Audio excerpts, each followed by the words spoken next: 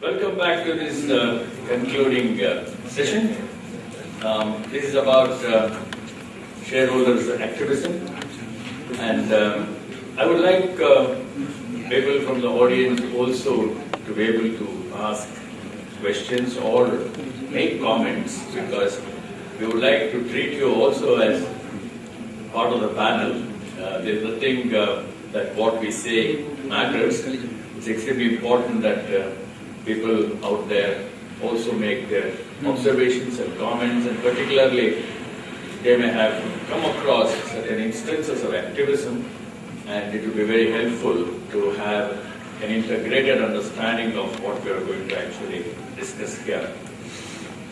I have a panel which we have put together, and we will be actually discussing some of the issues, but then I would certainly turn to you to either ask questions or make comments. I prefer the latter, because when you make a comment, you are actually sharing experience as opposed to asking a question. We will, of course, answer to the best of our abilities, but it would be great if you have an experience to share. Please do that. I have, I'll call out to my panelists. By the way, I forgot to tell you that I'm going to be the moderator. So I'm going to call my panelists onto the stage. First, Mr. Shivanand Rai is the General Manager of Central Warehousing Corporation, Bengaluru.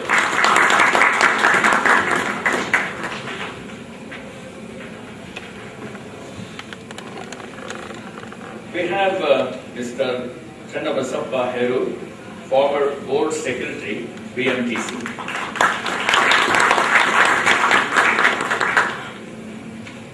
We have Mr. Vishwanath Kuchi, President, Internal Auditors Association of India. Vishwanath. And we have one from the industry, Mr. Ranganathan, Vice President, Ashok Leyland. Welcome.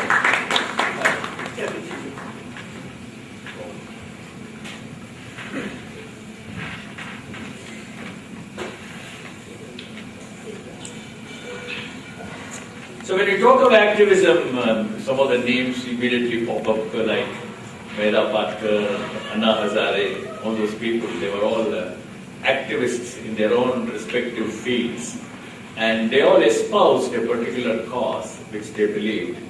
So Anna Hazare actually thought of cleansing, clean politics, and Mera Patkar actually thought of various disastrous consequences that Narmada Bachao Andolan she initiated. It was completely a movement.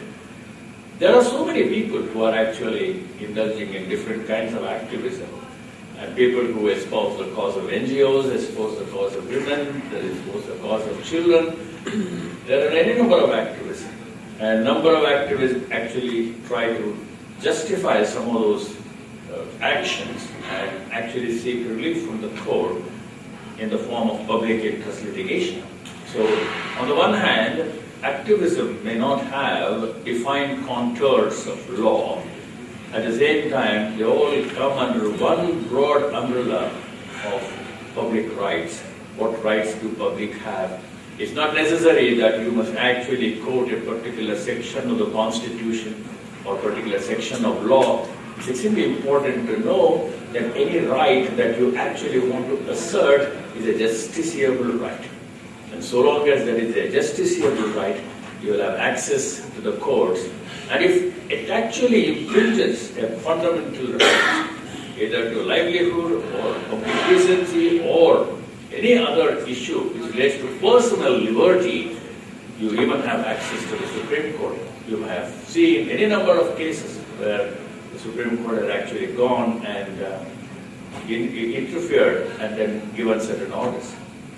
For example, there are a lot of people who are activists in the Green Revolution.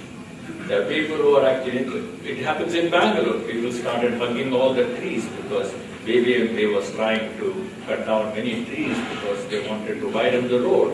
The conflict arises as to what should actually reign supreme. Should these trees survive, or the efforts of providing good transport be given priority. It's an extremely difficult dilemma that any regulator will actually face. Balancing public interest and balancing the public expectation is a very big challenge. Public expectation is that I must have a fantastic metro rail service, I must have direct connection to the international airport, I must have wide roads, I'm fed up of sitting in the car forever and ever, but don't cut the trees. Extremely difficult to balance these two competing interests, public expectation and public aspirations. It's extremely difficult to balance the two. So there's always a conflict of interest. So this tension that is created by these kind of situations, how are you going to actually create a traction? Traction meaning, how do you bring these two groups come together and strike a via media? All of that is part of activism. Judicial activism is all about, it happened 10 years back when Justice Krishna Iyer and all those people wrote judgments where people thought that the court will never interfere. People thought that the court will never walk the path which the executive takes. They will never do something which is in the public duty, which is not supposed to be performed by the court, but performed by the government. But now, increasingly, you have seen judicial activism actually taking control of certain things, not because they want to be in control, they want to make sure that what is happening on the ground is something which actually passes muster. There is probity. Whoever expected BCCI to be regulated by the Supreme Court, right? Board of Control for Cricket in India. That's judicial activism. So the question is, when systems fail, or when systems are absolutely unsympathetic to a certain cause, or they are actually being inert and not acting at all, someone else actually raises the ante. So it's the public which raise an ante, or the judiciary which will actually raise the ante and make those people who are supposed to be performing duties actually perform those duties and become accountable. So activism has got any number of hues, and today we are only going to be talking about one aspect of it. Is there shareholder activism really in India? We have seen a lot of such activities in Europe and various other countries, but do we have it in India, or is it something that we should be very, very mindful of? It is waiting to happen in a big scale if corporates actually don't perform or don't meet the aspirations of particularly the retail shareholders and various other people who expect quite a bit in return for their investment. The 1956 Act did not really provide for a specific provision for a shareholder activism, but still, you had shareholder democracy. You had annual general meetings, extraordinary general meetings once a year. People used to come and look at the mic and make some speeches. I'm sure Arun can relate to that. They used to make speeches, or they sometimes used to praise the management if the dividend is very good. But if the dividend is not very good and the things are not really being done properly, they would actually criticize. So there are a number of issues. But the 2013 Act in Section 245 has given the shareholder class action. There is a specific provision for class action. But I'm trying to say that the class action is not exactly all of the activism that we are talking about. It is one part of the activism which has been recognized in the sense, if you have a reason to actually bring about an action against a corporate, you can do that under Section 245, and that action is legitimized now. But activism can pervade into different spheres of corporate activity. So we will now sort of look to our panel, and I would like each panel member to perhaps give about a 2-minute overview on what they think is activism all about. Can I start with you?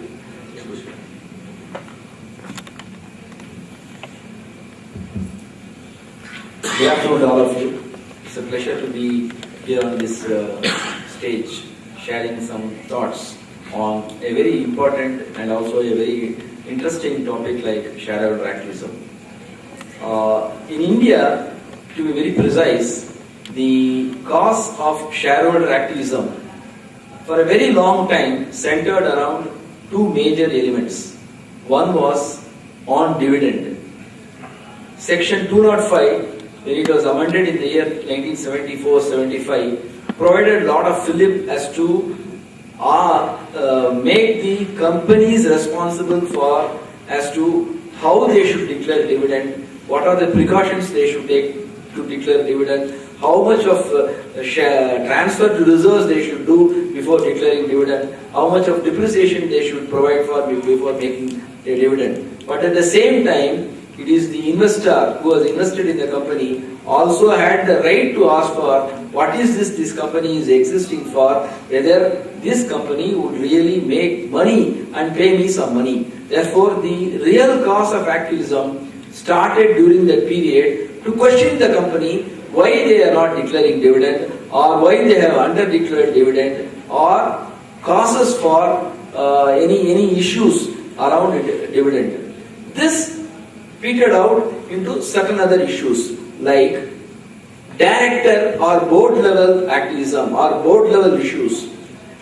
At the time in the 80s, when the Companies Act was vastly amended, 1983 amendment to the Companies Act was quite an, I would say, an unprecedented amendment at that point in time, including sections like winding up, etc. The provisions relating to directors got quite an amount of jerk because the actions or inactions by the board were questioned. That was a time when even the MCA, Ministry of Corporate Affairs, looked at audit committee as a remedy to question the directors with reference to their acts of commission or omission or misfeasance. Therefore, like actions like relatives of directors being appointed in the company or contracts in the company being circled around the directors were started being questioned by the shareholders openly in many of the meetings. And that was the time in 1983 when, after a lot of persuasion by the shareholders' interest, sections like placing the registers before the shareholders at the AGM was started being practiced. So these were all the starting pointers as to how in India the activity around shareholders activism emerged. Come 2013 Act, a lot of interest had been given. Between 83 to 2013, it is not that as if India were in a state of lullaby as far as activism was concerned. There were many steps that were taken, particularly after the 1991 liberalization and all that, when the SEBI came up with some of its actions towards protecting the interest of the shareholders. In the quality of management, activism by shareholders started perking up. 2013 gave quite an amount of finale to this whole process, which I leave it to the other panelists to space and give their comments on. All right, thank you very much. And I just want to turn to Vishwanath. Mr. Ranganathan spoke about economic expectations of the shareholders, because when they make an investment and the economic expectations are completely belied and their very hard-earned earnings or savings are actually going down the drain, shareholders do feel completely let down. So what do you think the shareholders can do, and what is your perception of activism in that context? Thanks, Prasanna, and thanks, Speaker. Good evening, everyone. While the economic importance has been touched upon by PKR, I would like to touch upon the second aspect of activism, which is the political. When I say political, it is not the politics, the governance aspect of the organization. What is an activism? Activism is nothing but a structured, focused series of activities performed by either an individual or a group of people, either by themselves or in a proxy format, to safeguard certain interests. These in corporate world, when we extend this to the shareholder activism, a group of shareholders who are having ownership rights, but they are diffused, and the cost of participation in the management decisions becomes so costly for them to come together, collaborate and represent, whereby it is giving the leeway to the controlling shareholders and the management to make certain decisions which may be detrimental, either in reality or in perception, to the small other one. That's why these retail shareholders or the institutional shareholders or the foreign proxy representatives of the shareholders have come into picture. That's how this has emerged. Though it is predominantly emerged from 2010 onwards in India, it is not a new concept. Globally, it was prevailing in US from 1980s. And Carl Icahn, if I remember, who is known for this, who has taken over the TWA Airlines in a hostile manner, which was in the brink of bankruptcy, but he turned around the organization. That way, is it good or bad? You take this example, this is very, the management was failing, the minority interest has taken over the charge, they turned around, they created economic value by creating a change in the political environment, which is the controlling aspect of it. In India, from 2010, if you see this has started, though it was the baby steps, 2012, 2014 really have given us very good examples where companies like Tata's have to change the classification of their independent director.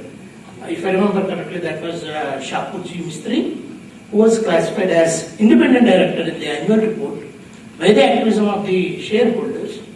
His status classification has been changed to non-independent director, who happened to be the controlling majority shareholder, also relative to Cyrus Mistry. Tata Motors, they have disagreed for the decision of empowering the CMD to decide on the executive remuneration. There are any number of examples that corporate India has witnessed right from 2010 till today. One example I leave with is the traditional activists, which are believed to be the insurance companies or the pension funds, to the new age activists, which are like your focus funds or your hedge funds.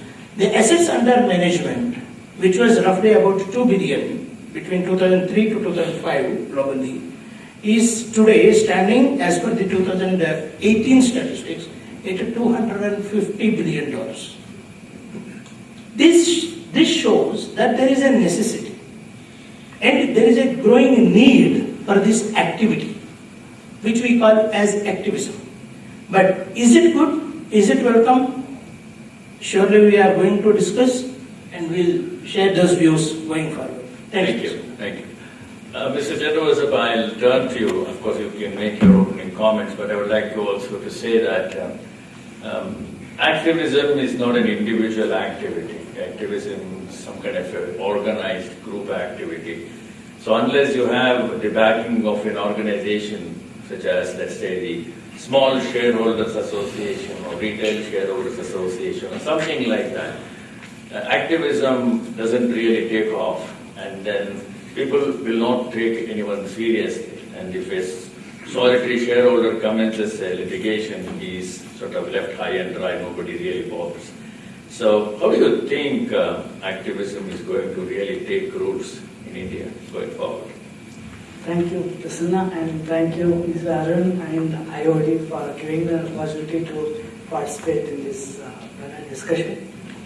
Actually, after retirement, I am getting into this investment and trading. This is a time where I am seeing that the investments, the share value as such, has not much of a relation to the actual trading price. That is intrinsic value and value what is traded is lot of a gap between that. Like company result may be very good and the shares values may come down drastically. And there are cases where you might have seen some company shares are driven down to bottom. Right in this recently during last 1 week, if you see the share prices are without much of a reason, in some cases with some reasons of governance issues. And those shares which are part of the index fund, those are driving the, when the share prices come down in such cases, people who have invested in mutual funds, they are also not confident that they will get the return. So mutual fund industry is getting hit now because many people are taking the money back from the investment. And in such cases, as we are looking at how we can participate as an individual or a minority shareholder, how we can get into the mode of sometimes what we do is, in general, the tendency is if some company is not doing well or corporate governance issues are there, instead of trying to urge and